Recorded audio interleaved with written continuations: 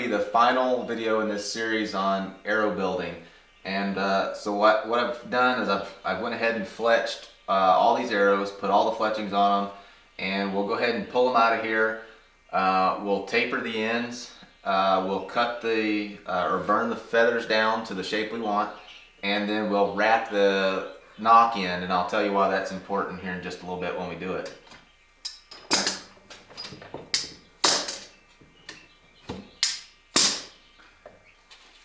So I've got a feather burner, and this one happens to be a young, and these are really nice if you're doing a lot of arrows. It's really quick. You can take this little burn wire and make it any shape that you want, but you don't have to have this. I've done built a lot of arrows just cutting these by hand with scissors.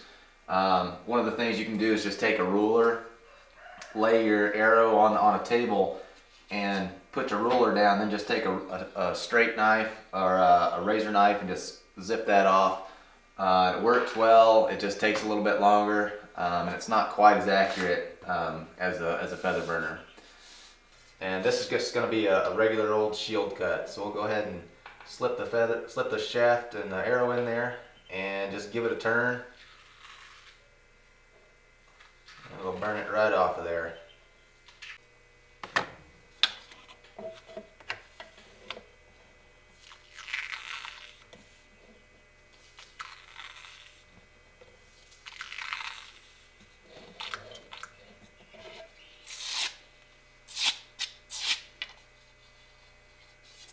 Okay, so the next step is we're going to go ahead and wrap the nock end. And with self nocks, this is very important. We want to wrap this with either sinew or thread or something to keep it from splitting, because if you don't wrap these things, you're taking a big risk on when you knock this arrow on your string, open up a little crack right here, and if that were to happen, when you shoot this arrow, your string will split this shaft right down the middle, and then you're basically dry firing your bow and you busted your arrow. So I wrap mine with sinew, and this is a piece of back sinew off of a deer. You can do it with thread, just regular old cotton thread, wrap it around there, and then throw some super glue on it, kind of saturate it with super glue. That works just fine. But I've got plenty of sinew, and it kind of gives it a cool primitive look, and it's tough. It's very tough.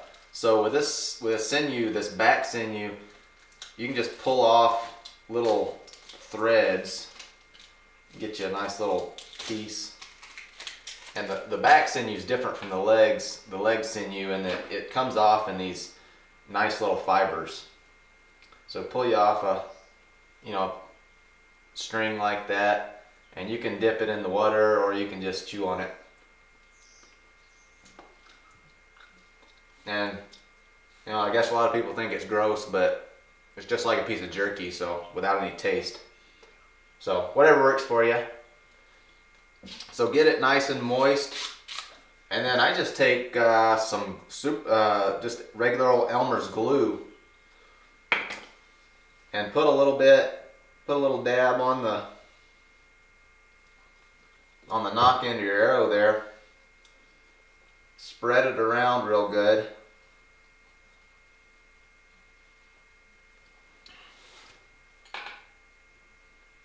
And then take this piece of sinew, spread it back out.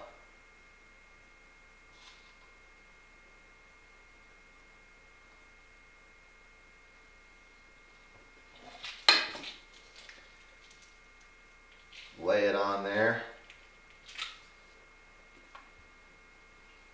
And then when you're putting this stuff on there and it's good and wet, it'll kind of spread out. And it lays on there really nice, and when it dries, it's really flat and nice. You can't even hardly tell it's on there. It dries clear.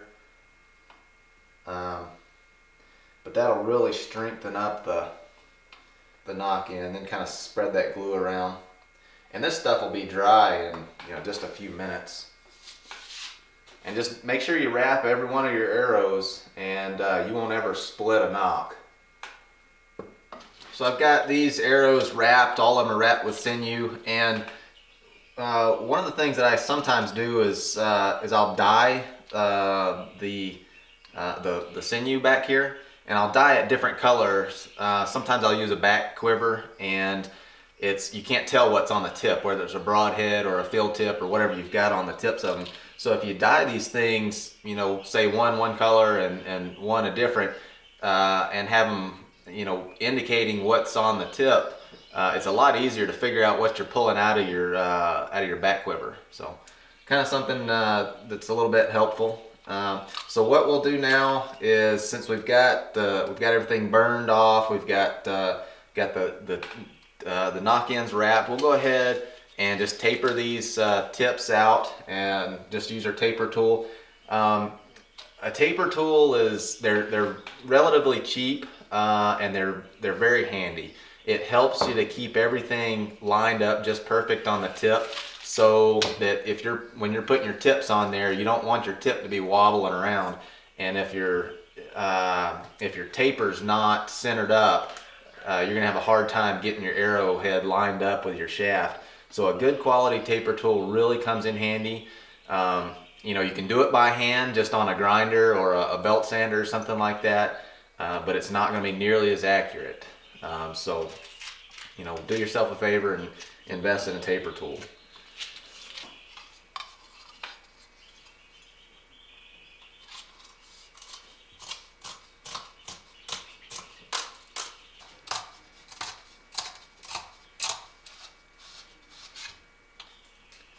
So that's nice and tapered out, just the right taper to accept a broadhead or a field tip. I've got some around here somewhere.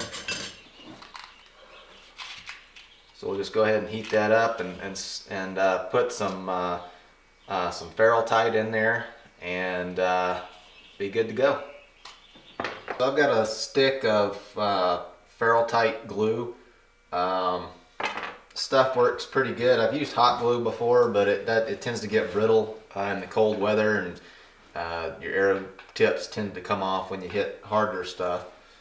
So I'm just going to go ahead and light my torch here. And I've just taken this thing and cut off some little pieces like this. You know, you can melt it and drip it into your tips, but I like to cut some pieces off like that, so that I can push it down in there, melt it just enough so you can kind of get your tip down in there, and then we'll heat it up and just settle it right down on the tip.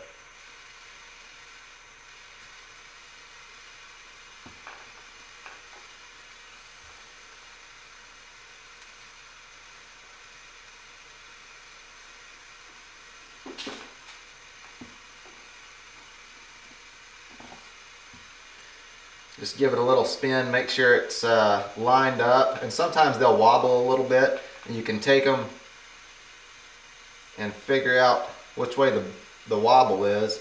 Just kind of give it a little bend the opposite direction and straighten them up.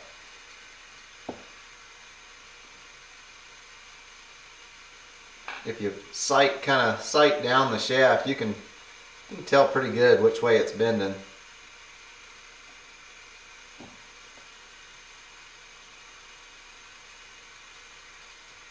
That one's pretty good.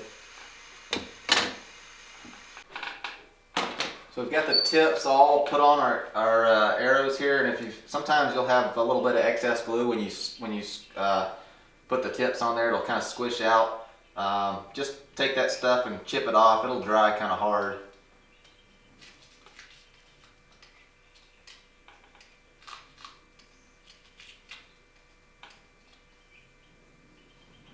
And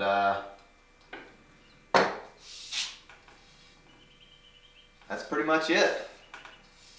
You know, so you can take, if you want to, you can take some sinew or thread and wrap the fronts of these. Just kind of give it a little bit more of a finished look. But you know, with the modern glues and the fletching jigs, you know, these things, I've never had one come off. But a lot of times when I'm doing more primitive arrows, I'll wrap the fronts of these. But other than that, these shafts and these arrows are pretty much done and ready to go. Next thing, coming down the road, we're going to look at how to tune these arrows to our bow, or tune the bow and arrow combination so that these things fly really well. And one of the things that you want to do is you want to keep these things full length. You don't want to be cutting them off to your draw length, because you need that extra length, to play with when we're tuning these arrows. So we'll cover that in a future series. So hope you learned something, and stay tuned.